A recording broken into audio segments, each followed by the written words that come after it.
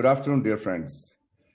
In the COVID times, it's unfortunate that we can't meet face to face, but I'll be able to deliver you my lecture thanks to the technology available today.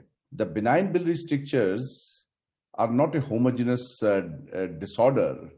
This is a problem which is produced by many variant diseases, and though the basic principles of endoscopic management of all benign strictures is broadly same, the outcomes are different, and there are certain nuances in each of these diseases which I will be highlighting.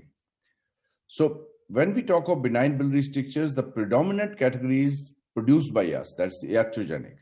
Post-cholecystectomy counts for 80% of the benign biliary strictures, and in open, the incidence is 0 to 0.4%, and this incidence doubles with laparoscopic cholecystectomy. Lap strictures also are higher up in the common hepatic duct and may involve the hilum, making it more difficult to treat them. Post-liver transplant strictures are another iatrogenic benign biliary strictures, which are present in 10% to 30% of the liver transplants. They are more in live donor liver transplants, almost 2.5 times more in live donor liver transplants. And the live LDLT strictures are more complex and hilar, and they need special skills to treat them. Then the second category is inflammatory.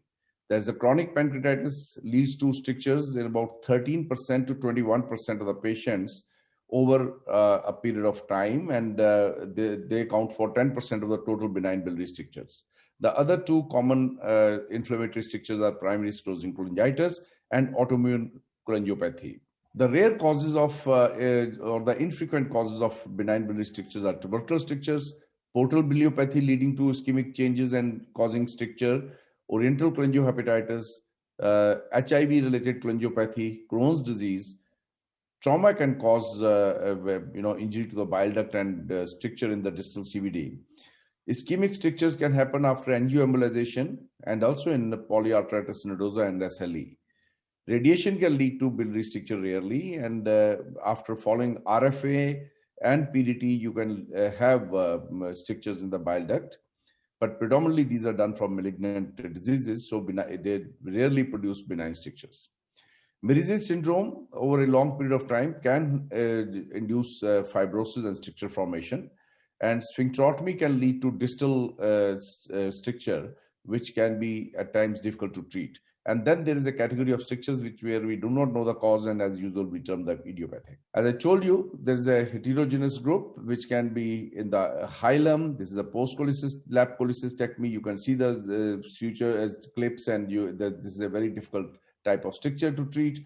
Then post-liver transplant, post-chronic pancreatitis, and this is autoimmune cholangiopathy and primary sclerosing cholangitis. So there are different diseases which can produce benign biliary strictures. But my emphasis today will be in post-cholecystectomy strictures, post-liver transplant strictures, and strictures secondary to chronic pancreatitis. The principle of treatment of strictures, whether by surgeons or by endoscopists, is same.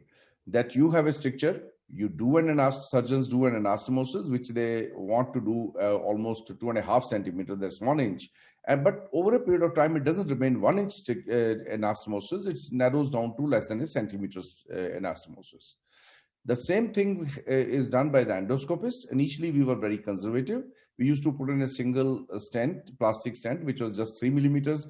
But now we have learned our lessons, and we have seen that if you are more aggressive in biliary stenting, you can achieve a biliary diameter of anything from 8 to 10 millimeters. And if you do adequate stenting over a period of time, this is sustainable caliber of the bile stricture which you can achieve.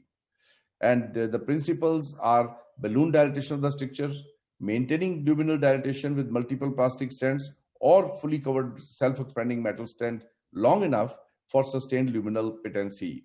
As I told you, when we choose a balloon dilatation, how do you choose the size of the balloon? It should be according to the diameter of the downstream duct. That if, like you see the duct here, you will have to choose a diameter of the balloon which is 1 to 2 millimeter larger than the downstream duct and not the upstream duct. And After dilatation, you should place as many stents as possible which can go in. And in the beginning, it's always better to put in 2 7 French rather than 1 10 French, because that will lead to a bigger diameter and easier to place.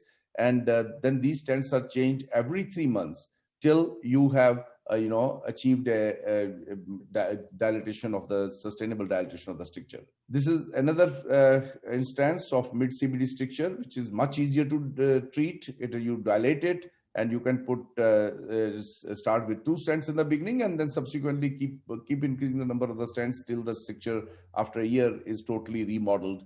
And how do you decide that the stricture is remodeled? You look at the morphology, plus you retrieve a stone retrieval balloon of the size of 10 millimeter across the stricture, and if it comes without much of resistance, that means the stricture has remodeled. And you also follow these patients with biochemistry to see any elevation of alkaline phosphatase and gamma GT, which will indicate early stenosis. This is another instance, which is again extending into the common hepatic duct and in the hilum, almost reaching up to bismuth 2. And these strictures can also be dilated. Only trick is that we have to after dilatation, we have to place stents on both right and left ducts, as is shown here, and the results can be equally gratifying at the end of the treatment. But there are strictures which cannot be treated endoscopically. The principle is all patients with postoperative bile duct strictures are amenable to trial of endoscopic management, except those with complete transaction or ligation of the bile duct like this, where you cannot go beyond this. So there's no possibility of treating these strictures endoscopically, though there are certain new techniques like magnetic compression and anastomosis creation, which can be done. But in benign biliary strictures of this nature, we would rather have surgery than try more complicated procedures. Now let's look at yes, we have seen that we can do it technically, but what are the long-term outcomes? Because this has been one of the most important factor in decision making whether person should go for surgery or endoscopic treatment. You can see here are some series in the past 2 decades, and the Costamania's paper last year had the largest number of 154 patients of post-laparoscopic cholecystectomy strictures, 149 patients, that is 96.7% of the patients had successful dilatation. Of these, 117 patients were alive at the long-term follow-up, and mean follow-up was 11.2 to 4. Plus minus 4.8 years, and you can see a very high proportion of these patients had long-term success. And of these, majority of the patients, that's up to 90% of the patients, had excellent outcome. When we define excellent outcome, means that the biochemistry is normal, patient had no episode of cholangitis or pain related to biliary tract. So this is termed as excellent outcome. And 11% of the rest of the patients who were all right after long-term treatment had good outcome. That means they had no symptoms of cholangitis or obstruction, but they had a slight abnormality in their alkaline phosphatase or gamma GT less than 2 times normal. Now, post-liver transplant strictures, as I told you, our liver transplant is either deceased donor liver transplant. Here there is a duct-to-duct anastomosis. The duct size of the of the donated liver and the recipient liver is similar, so that anastomosis is quite good. And the principles of management of these strictures is same as the post-cholecystectomy stricture. And restenosis is managed endoscopically. The success rate is similar, and surgery is only needed in resistant strictures. The story is different in live donor liver transplant. Live donor liver transplant and anastomotic strictures are a different ballgame altogether. There is a discrepancy in the donor liver ductal size and the recipient liver size. Then as the liver enlarges, graft enlarges, it rotates and its weight increases and it hangs down, leading to and already there is a peripheral anastomosis. It leads to a kinking and angulated stricture whenever it happens. And these are peripheral, and then surgeons tend to make multiple anastomoses depending upon the donor ductal structure. And there may be more than one anastomosis. There may be spectacle anastomosis. Endotherapy is not as rewarding as in other benign biliary strictures like post-cholecystectomy or DDLT, and it is in the tune of about 60 to 75%. The very tight strictures are the commonest cause of failure in these patients. And you can see here the problems in live donor liver transplant. If, if there may be associated leaks, which is present in almost early strictures in about 1/3 of the patients, and you have only probability of putting a single 7 French stent in the beginning, and subsequently you can increase the number of stents, and you can never be as aggressive as you are in post-cholecystectomy stricture in these patients.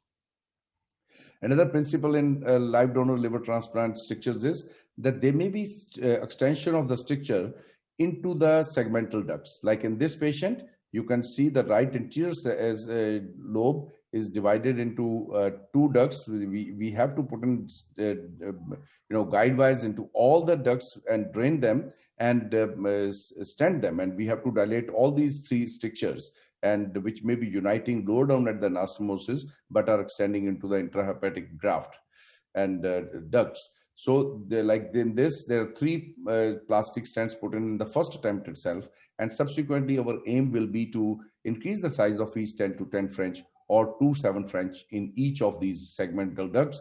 And but the change rate maybe even faster, because many times these small stents tend to get blocked earlier, and in the beginning 1 or 2 exchanges we tend to do it every 2 months and then extend it to every 3 months like post-cholecystectomy strictures. Then another inflammatory stricture which is very important is biliary stricture with chronic pancreatitis. In fact, there was a uniform opinion that the outcome of endoscopic treatment in chronic pancreatitis was very poor, not more than 40% success rate. But now we have learned our lessons that if we are as aggressive as in post-cholecystectomy strictures, we can actually have better results. I'll just show you the data available.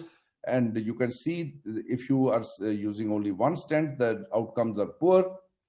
But if you start using multiple plastic stents, then the outcome, long-term success rates increase from up to 60 to 90% in these patients also.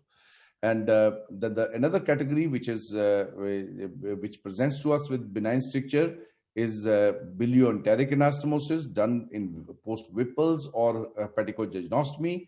And you can see that this is a patient with a strictured hepaticojejunostomy. Here you have no choice of taking a side wing endoscope. You can, in Whipple's, you can go with a colonoscope, but in hepaticojejunostomy, you will need either a push enteroscope or a balloon enteroscope. But the outcome of these strictures is also very good. You can see here, the Inamdar in 2015 did a meta-analysis of 15 study of single balloon enteroscopy in nearly 450 patients. And you could reach the site in more than 80% patients, diagnose about 70% of these patients, and therapeutically treat more than 60% of these patients. Whipple's, post-Whipple's hepaticojejunostomy strictures are easier to treat and more, outcome is better. Almost 80% can be treated successfully because they're shorter limb, and you can reach with a thicker scope where you can use more accessories, a larger balloon for dilatation. A word about primary sclerosing cholangitis causing strictures. Well, primary sclerosing cholangitis always has strictures, and but they are predominantly intrahepatic. You only treat a dominant stricture, defined as stricture either at the hilum or in the distal or in the extrahepatic CVD. And 1/3 of the patients will develop dominant strictures over a period of time, and half of the patients will develop over a longer period of time.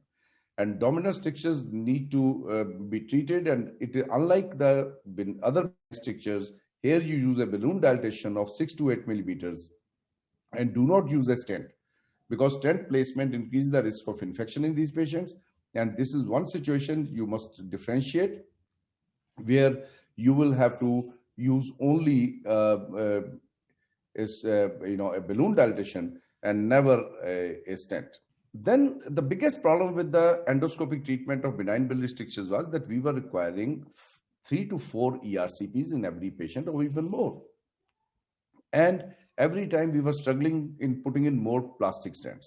Then came, and if we were using metal stents, there was problem of retrievability of the metal stents, and these are benign strictures. We don't want to leave a metal stent forever in that. Now we have fully covered self-expanding metal stents which can be retrieved, and you can see here that 1 centimeter 10 SEMS is equivalent to 10 French plastic stents. And how many of you would have put in 10 French plastic stents for treating a biliary stricture? So you can imagine this, the caliber size you can achieve with a fully covered self-expanding metal stent is definitely superior to multiple plastic stents. That gave the idea to the concept that why not use fully covered self-expanding metal stents instead of multiple plastic stents, and to see whether that can cut down the number of ERCPs required and increase the long-term patency of these strictures. Let's look at the evidence for that. This is a case study showing a tight stricture which was not amenable to plastic stenting, and then subsequently a fully covered metal stent was placed, and at the end of before retrieval you can see that the stent is fully expanded, the stricture is totally remodeled. Then there was a multicentric trial done, in which there was contribution from our own country, from AIG, and there were originally 187 patients. Of these, 177 patients with BBS were treated with fully covered SEMS, and more than 75% of patients had resolution rate, and only less than 15% patients over nearly 2 years had recurrence. So it showed that the outcome of the fully covered self-expanding metal stent was possibly as good, if not better, than putting in multiple plastic stents with just one introduction of the stent, so requiring only 2 ERCPs. Now, I'll show you the data of comparing the multiple plastic stents with fully covered self-expanding metal stents in various scenarios. And this is for post-cholecystectomy. This is the general study of all the multiple plastic stents with fully covered metal stents. The meta-analysis of 22 studies of nearly 1,300 patients, and 4 randomized controlled trials with more than 200 patients compared fully covered metal stents with multiple plastic stents, and it showed that stricture resolution, stricture recurrence, and adverse events were similar. However, the advantage was there were fewer ERCPs, which is understandable with fully covered self-expanding metal stent, and this led to the cost saving, because you did fewer number of ERCPs, patient had lesser need for hospitalization, and this saved cost, and the cost was practically half. And duration of stent placement for multiple plastic stents, we have almost standardized that you do exchanges every 3 to 4 months for at least a year. And on the other hand, fully covered self-expanding metal stent is a recent story, and we still do not know that how long to keep this to safely retrieve it, but it is now known that keeping it for 6 months has a better outcome than keeping it for 3 months, but people even leave it longer, even as long as 1 year. And the one lesson we have learned is sphincterotomy before putting in a fully covered self-expanding metal stent must be done, because there is an increased incidence of pancreatitis after fully covered metal stent placement, and this can be reduced to almost 1/4 if you do sphincterotomy. ESG guidelines published in 2018 clearly state that temporary insertion of multiple plastic stents or fully covered SEMS for treating benign biliary strictures is valid, and choice will depend upon the cause, the location, because you can't put in fully covered self-expanding metal stents except the specially designed ones at the hilum. And so location is important, and CVD size and experience of the operator is equally important. Now, let's look at different disease status, the disease scenarios. In post-cholecystectomy biliary strictures, this is one recent study where the subgroup analysis of these 187 patients, which I mentioned earlier, at 5 years follow-up was done. There were 18 patients who could be followed at 5 years. Mean stent indwell time was around 11 months. At the time of fully covered SEMS removal, 72% had stricture resolution, and after 5 years of follow-up, almost 85% of these who had resolved remained stent-free, and the probability of remaining stent-free on intention to treat analysis after 5 years was almost two-thirds of the patients will not need any other intervention if treated with fully covered SEMS. And stent-related complications did happen in about 38% of the patients, but they were stent migration, which did not lead to any consequences, and in some patients, cholangitis or sludge formation, which resolved after removal of the stent after the completion of the study. Now, let's come to the post-liver transplant biliary anastomotic strictures. These are studies which compare the multiple plastic stents with fully covered self-expanding metal stents, and you can see that the story here is still evolving. The success rates are similar in most of the studies. Some show higher with SEMS, some show lower with SEMS. But except for this study with Martin, where there was a higher recurrence rate with fully covered SEMS and higher incidence of adverse events, rest of the studies did not have that outcome. And so at 1 year, multiple stents, and after 3 to 6 months of fully covered metal stents, efficacy is similar. The number of sessions required are less. However, there is inconsistent data on recurrence rates and complication. Cost analysis favors SEMS, but I think in post OLT strictures, the SEMS is still an evolving story, and we should not jump onto it immediately. In LT-LT strictures, we have done a published study of fully covered metal stents of special design, which is Kafi stent, and which can be placed in hilum, but can be placed in less than 20% of the total patients. And again, we had the similar observation that there is no superiority of SEMS over multiple plastic stents as far as LT-LT strictures are concerned. Now, this story in chronic pancreatitis is actually different. Both multiple plastic stents and fully covered metal stents have been used, and stricture resolution rate in 470 cases was 61 to 85%, median was 75% with SEMS. And there was one randomized controlled trial specifically looking at comparing multiple plastic stents versus fully covered stents, and you see that at 2 years the outcomes were similar. And imagine, from what we were at 40% with one plastic stent, we have come to almost 90%.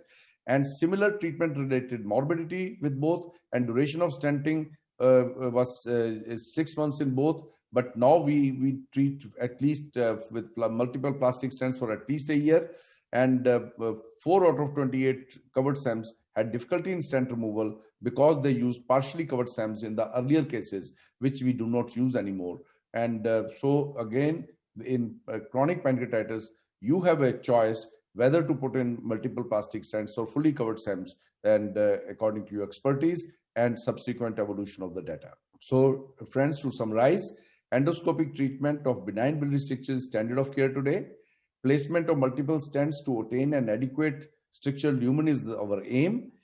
We progressively increase the number of plastic stents, which we exchange electively at 3-month interval for 1 year, and this for durable stricture resolution, and this results in long-term benefit in more than 80% of the patients.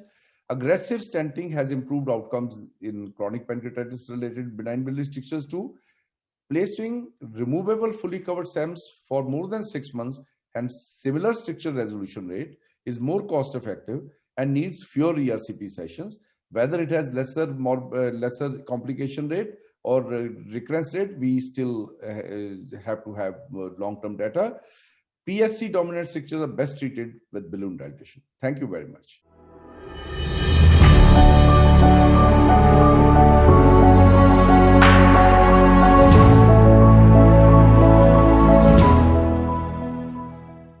Good evening, everybody, respected chair, moderator, panelist, and your friends.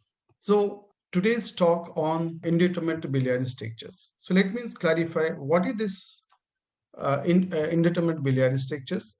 A stricture is called indeterminate when the diagnosis cannot be made on the basis of clinical informations, lab results, cross-sectional imaging such as MRCP, and eventually ERCP with tissue acquisition techniques. Then the question comes, why it is so important? If you look into this two picture, it looks both are same. But at the end of the walk-off, if you find these two are different, one is cancer, which is not curable, another is tuberculosis, is potentially completely curable. So this surprises, this end results compels us to know at the end to make it this indeterminate to determinate one. So let's proceed further. There's a long list of etiology. I don't want to go into details of indeterminate strictures. And this slide shows the history. There's certain panel, certain group of history which help you differentiate between the malignancy and the benign. It sometimes gives you direction, what direction to go and at what extent to go to reach at the end. Sometimes you use the serology also, and CA99 we use often, but sensitivity is very low. And IgG4 again, the latest one we use to rule out IgG4 related diseases. But the problem is 10% cases of primary sclerosing cholangitis also shows positive. So it's very difficult to differentiate. One has to be very careful while interpreting this. What somebody expect from an endoscopist? Endoscopy is supposed to determine the cause of the strictures, whether it is benign or malignant, and bring to differential diagnosis of cholangiocarcinoma, pancreatic, CA, PSC, etc. And once he reaches the diagnosis, the other duty or responsibility of a gastroenterologist or endoscopist is offer treatment options. If it is benign, whether it is a candidate for endotherapy, I won't deal this part. My previous speaker already spoke about the benign stricture. I'll be speaking on the malignant stricture. And the other question, the malignant stricture, resectable or unresectable. If it is unresectable, stenting, when to do, what to do, I'll be dealing subsequently. So what are the tools available in the endoscopist's hand? We have ERCP, cholangioscopy, intraductal ultrasound, and endoscopic ultrasound. In the ERCP, we assess the presence of a stricture and see the extent also. Through that, we do a tissue sampling and also endotherapy if required at the end. So three things we do through the ERCP. And during ERCP, we use this sampling techniques. And all the sampling techniques are variable sensitivity and specificity. So the highest sensitivity is only 55% if you combine forces biopsy dosing cytology. Apart from tissue acquisition techniques, other ancillary techniques also to use to increase the yield, starting from digital image analysis to confocal endomicroscopy. They have also different specificity and sensitivity, and they predict the chances of getting diagnosed malignancy in these cases. But tissue diagnosis certainly is not possible in last two situations where optical coherence and confocal endomicroscopy use. Then the second options we have in your endoscopy hand is cholangioscopy. Basically, three types of cholangioscopy people use nowadays. One is mother baby scope. Second is your pediatric or ultra thin gastroscope. Third one is the single operator cholangioscope. If you see, this is again mother baby scope. The problem is we need two operators. It is very fragile and sometimes difficult to handle and very costly also. This is a picture obtained through this mother baby scope. Picture quality is good. So I won't go in detail the interpretation of the picture. This is picture obtained through the gastroscope where you use through guide wire and anchoring technique. The picture quality is good, but very difficult to use. Scope often falls back into the lumen from the proximal things, and no more people don't prefer this one. And you need a very big sphincterotomy to use this set of equipments. And this one, the spyglass. This was introduced 2006. This is not the present version we are using. This is called digital version we're using, this initial one. But it has overcome all the limitations. It can deflect four-way. It has a flossing channel. It has a biopsy channel. This is the representative picture obtained through spyglass scope. This is the picture which, please see carefully. This is again the cholangiocarcinoma picture obtained through spyglass. There is a nodular mass which dilated blood vessels. And there is a biopsy channel which can see it can take the biopsy also.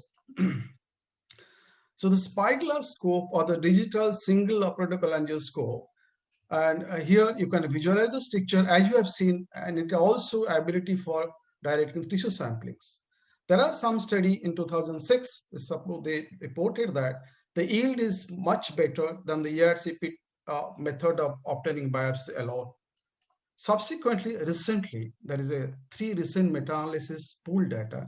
They say the visual finding sensitivity is 90% and the tissue biopsy rate specificity on 71%. The problem with this visual findings is they lack validated scoring system and also very poor inter-observer agreement. And sometimes when the patient had ERCP and stenting before, difficult to interpret. Some interpretation difficult. So these are the limitation of the visual findings in spyglass system. The other technique which you have is intraductal ultrasound for indeterminate strictures, and it is a catheter-based wire-guided systems with high-frequency probe. And if you see any 4 of these things, suspect malignancy. The problem is it only improves tumor detection rate. Direct tissue sampling not possible through this method, and overall prediction rate of malignancy is 90%. And other useful uses through this scope is map the extent of the disease proximal and distally before surgery. The problem is not used by many people. It is costly and cumbersome and difficult also. The other one is, this is again picture is obtained through the intraductal ultrasound. Here the CT is normal. Conventional endoscopic ultrasound is normal. And you find intraductal ultrasound picks up a small tumor inside the pancreas at the lower end of the bile duct. This sort of situation is very rare. Extremely lucky to have this sort of situation. This doesn't happen always. Then comes the endoscopic ultrasound for indeterminate stricture. These situations, here again the abnormalities are almost same as this hypocritic lesions, ductal irregularity thickenings as a part of the malignancy. And the advantage is we have the sampling ability, and you have also, if you have the facility on-site analysis, you know the diagnosis immediately. The sensitivity of NA from distal and proximal varies. The distal bile duct stricture had a better sensitivity than the proximal one. And it has been also seen, if you combine endoscopic ultrasound with ERCP, it can be combined safely. The sensitivity goes up to 85%, specific 100%, and complication 10.5% is almost as same as any therapeutic ERCP procedure. Recent meta-analysis of 20 studies, including all the endoscopic ultrasound, overall sensitivity is 80%. As I said before, the distal stricture has better yield than the proximal stricture. The proximal stricture sampling has a problem. What is the problem? Problem is tumor seeding of the needle tract. Mayo Clinic recently reported 83% tumor seeding people, those who have undergone USFNA for the proximal stricture. And sometimes bile duct injury reported is very rare or very not that often seen. But tumor seeding is definitely a problem in the proximal bile duct stricture sampling. This trial again, what are the other things we can do to improve the yield? One is on-site ROSE, that is called rapid on-site evaluation of the tissue sampling. If you have the facilities, okay. If you don't have, don't bother. This study again carried out by Sam Badraj from Florida groups, and they found on-site and off-site the no difference. If you're off-site, but remember to take minimum 3 biopsies to have an ideal results. The other thing which you look at besides the yield, they found the digital single lateral colonoscopy is cost effective in single session, provided you combine with ERCP in the first instant itself. This is a very important observation. Another study of 2020 in the gut came. They use the ancillary technique, that is a NGS, that is called next generation sequencing, as an ancillary technique to improve the yield. They have included 28 gene with NGS panel, 252 patients, 346 specimens they use. If you see carefully the red figure, the sensitivity jumped from almost 35 to 77 here and 52 to 83% if you use this NGS along with the biopsy tissue acquisition techniques. And it's more useful in primary sclerosing cholangitis patient where NGS with the biopsy, the sensitivity jumps from 5% to 83%. This is a very useful ancillary technique to improve the yield. Not only to improve the yield, it also affects the therapeutic outcome.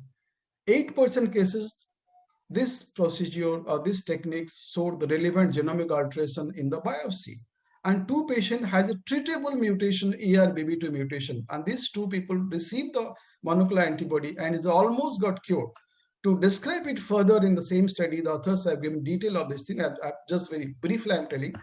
There are two cases like this. One case was elderly lady, had jaundice, abdominal pain for a week, had intrahepatic dark bile duct strictures, and breast cytology through ARCP cytology was suspicious. 2 weeks after CT scan was done, we saw a 2.1 cm liver mets. Repeat biopsy shows adenocarcinoma, and NGS shows ERBB2 positive and raised CA99. Within 3 months of starting treatment with the monoclonal antibody, his metastasis size came down 0.6 centimeter. Currently, he is alive and well. The second case is a middle-aged male. Similar presentation, abdominal pain and jaundice, who is very high C99, bismuth 3A highlight stricture MRCP, breast cytobiopsy adeno-CA, ERB positive. Initially, he was listed for transplant. The moment they found liver mets, he was taken out from transplant list, started the gem-based regimens along with trastuzumab monoclonal antibody, and at the end of 8 months, C99 is normal. Metastasis size came down from 2.6 to 0.7 centimeter. So this is remarkable achievement. Having all those things, we have many tissue acquisition techniques, ancillary techniques, they improve lead. So there are certain recommendations prescribed by different organizations. This is from the Asia Pacific Consensus Recommendation 2018. They say after you diagnose indeterminate biliary strictures, proceed for ERCP if there is indication for ERCP like cholangitis, sepsis, pruritus. If not, probably you can go for the US technique. If none of them found to be diagnostic, then go for cholangioscopy guided biopsy. So in this guided advice, they say cholangioscopy guided biopsy, the last one, if you fail with ERCP and you fail with the US. Again, this is another suggestion from Goenka et al. He also said more or less similar thing. And cholangioscopy, biopsy, confocal endomicroscopy at the end, it's been advised.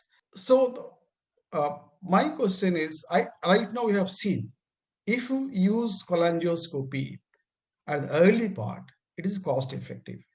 It improves the yield.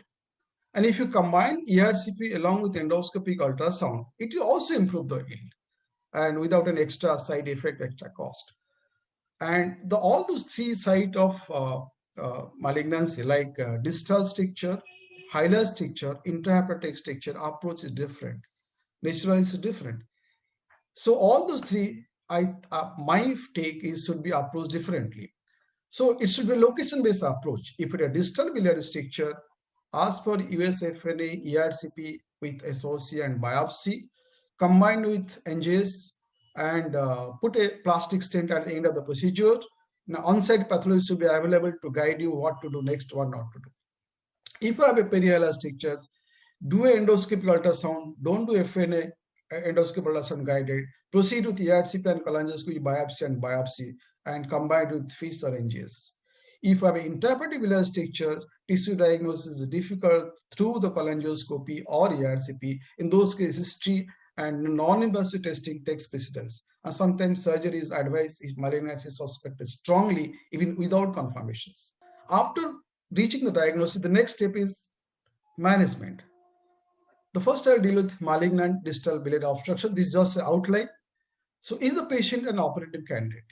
If it is not operative candidate, then stenting. What is the best approach for stenting? Is the endoscopy or through PTBD or the US? And the next question is preoperative biliary drainage. There is no role of routine stenting. The only indication for preoperative stenting, if the patient is for neoadjuvant therapy and bilirubin is very high, to bring down the bilirubin, one has to go for stenting. If the patient has intense pruritus, but surgery is delayed, one should go for ERCP and stenting. On other one is cholangitis, obviously. For the stenting on these conditions, endoscopy is definitely the preferred method for the lower CBD stricture or the distal CBD stricture. What are the choice of stent? You put plastic stent. If patient is post-op surgery, don't put metal stent. And otherwise also, if the patient life expectancy is less than 4 months, plastic stent is preferred. You put uncovered stent in lower CBD stricture in two situations. One, even sometimes patient is non-operative candidate with poor expected survival, uncovered stent is recommended. And sometimes uncovered short stent can be put at the lower end even before neoadjuvant chemotherapy. Fully covered stent in lower CBD strictures if the patient is operative candidate, so that you can take it out. If patient life expectancy is more than 4 months, you put a covered stent, and prior to neoadjuvant chemotherapy. Then the issue comes stent-related cholecystitis. All those stent-related cholecystitis reported in the previously single case report and the retrospective studies. But afterwards of having many more randomized trial, the cause of obstruction of the cystic duct, it's not the stent. It is the basically malignant growth at the origin of the cystic duct. So this is again the issue, but many people don't accept stent can cause cholecystitis. Highland malignant obstructions, if it is bismuth 1, again I'll prefer ERCP. If it is bismuth 2 to 4, PTB is the choice. And bilateral drainage is always preferred. Then there are some issue between Y stent and between parallel stent. Parallel stent give better results, little more complicated, and complication rate is more with parallel stents. Versus transpapillary, suprapapillary, I mean the lower end of the stent, both results are same. But in case of suprapapillary, if you want to have a manual intervention at the end when stent block is a little difficult. Other endoscopy therapies available are endoscopic ultrasound guided biliary drainage in specific situations, and radiofrequency ablations for bile duct strictures, and photodynamic therapy is coming up, and they are still yet to be evaluated critically. So at the end, the summary and the conclusion: approach to indeterminate stricture depends on clinical presentation, location of the stricture, finding on cross-sectional imaging, local expertise, and available technologies. Combining US with ERCP increases the sensitivity to 85% with 100% specificity.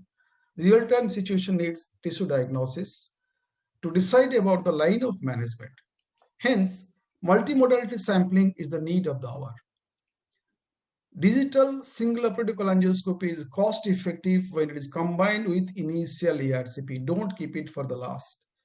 Taking at least 3 biopsies during the cholangioscopy would obviate the need of rows.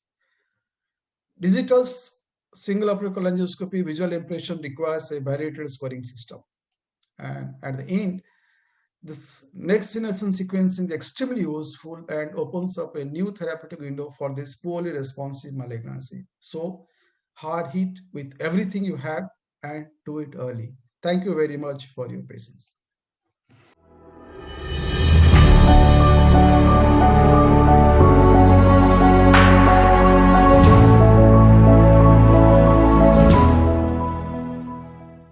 For that extensive talk. Now we are running short of time, so I haven't received any questions as such. So I would invite each of our panelists to make one comment regarding these 2 talks.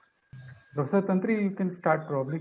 Yeah, I think regarding the indeterminate biliary stricture, large majority of these eventually turn out to be malignant. So when you have an indeterminate stricture and there is no mass, and then you start evaluating, I think more than 50% will turn out to be malignant. So there is a fear that it may be a malignancy despite doing everything you have. So one of the important things is to keep a very close follow-up for 6 months before you finally tell that this is a benign stricture and not a malignant stricture. So the hidden malignancy is a great risk in indeterminate biliary stricture, especially if there's a chronic pancreatitis. It's extremely difficult sometimes.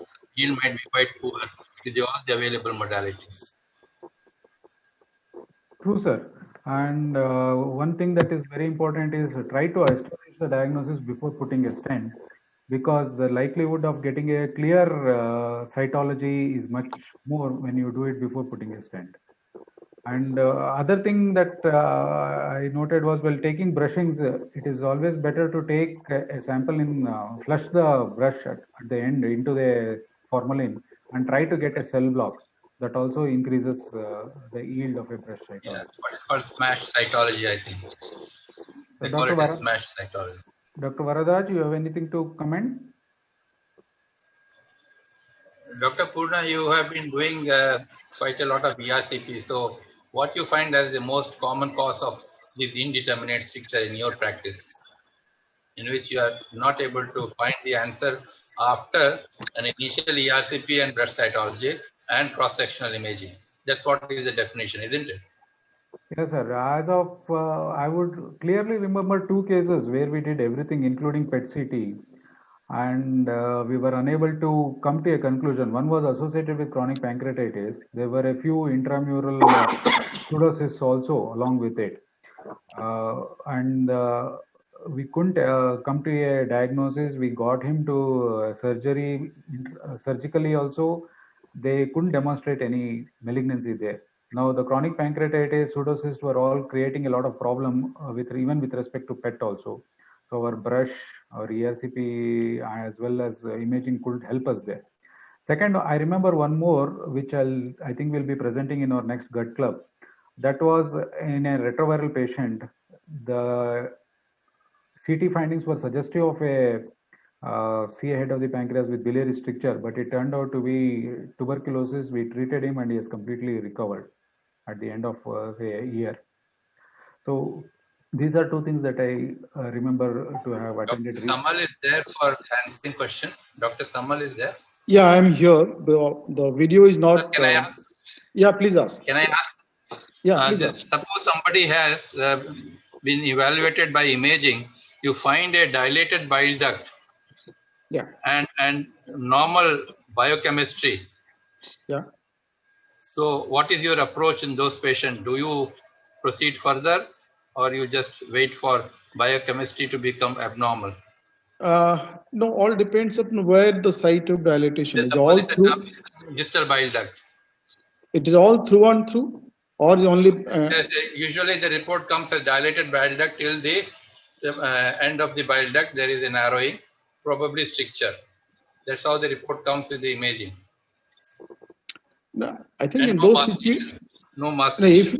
If it is no mass lesion, no thickening, no symptoms, incidentally dilatation system with the normal liver enzymes or normal LFT, I think we'll follow it up. Follow it up. Yeah. And what about if the biochemistry is abnormal, alkaline phosphatase is elevated?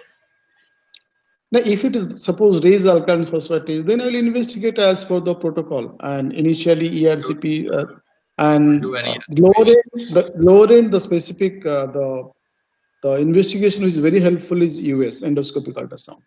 Yeah, so you will combine US with ERCP, I believe.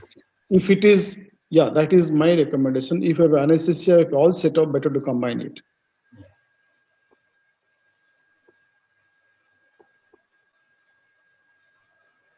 Hello, I think that is what the recommendation is. So I think we have crossed the time. We had some delay in the beginning. So if nobody else has anything to add or any questions to take up, I think we'll close this session. Yeah, Professor Thanks Samal, to both the speakers for a very good talk. Hello. Hello. Anandish, you have to say something. Yeah. Sorry, I missed some of the slides because of the technical thing. Okay, Professor Samal, how often with all this newer gadget, your evaluation of the biliary stricture turn out to be idiopathic? You do biliary brushing, you do spyglass, and in spite of that, diagnosis is not made. The one is ERCP, biliary blossing, biopsy, cholangioscopic biopsy, then US. If you combine together, maybe at the end, we'll have still we'll have 10% cases idiopathic. We don't know the answer. And those cases, as some panelists suggest, follow up with the best answer. The yield is almost more than 90% if you combine everything. Okay. You have fish available at your site, sir? We have fish. NGS we don't have. Next generation sequencing we do not have. We're trying to get it, molecular things. What about Purna? You have any services of fish or NGS? No, sir. Another question is, how often is chronic pancreatitis patients developing a biliary stricture? As the year goes on, they will develop malignancy. Any data from our country? Yeah, chronic, all depends. Chronic pancreatitis, the biliary stricture in chronic pancreatitis could be various factors. It could be a fibrosis, or it could be slowly a small mass developing in the head of the pancreas. Okay. We have a data, chronic pancreatitis going into malignancy is almost 20-25% follow-up in tropical pancreatitis group. And alcoholic pancreatitis still little more. So, but specifically biliary stricture, something arising out of the biliary tree in the lower end in the background of chronic pancreatitis, we do not have any data from India. And the last question is regarding tropical pancreatitis patient developing a biliary strictures. What is the long-term follow-up with the develop just diabetes, no malignancy? Because this is a very common problem. We have to tell the patient that we will tell that you will develop diabetes, you will develop malignancy. So any data with the patient were followed for a decades, they didn't develop malignancy at all, just with the diabetes, and they had a biliary stricture. No, tropical, all the patients, they don't develop malignancy. The proportion is more, maybe around 20-22% cases. This is again surgical data, operative data, and they develop malignancy and follow-up. Okay. The rest of things, they don't develop malignancy. Maybe they develop diabetes or other complications. Sorry to interrupt, but I think we have overshooted the time. They have a live workshop to start. So I think thanking everybody who participated here, we'll close the session. Thank you all. Thank you. Okay. Thank you.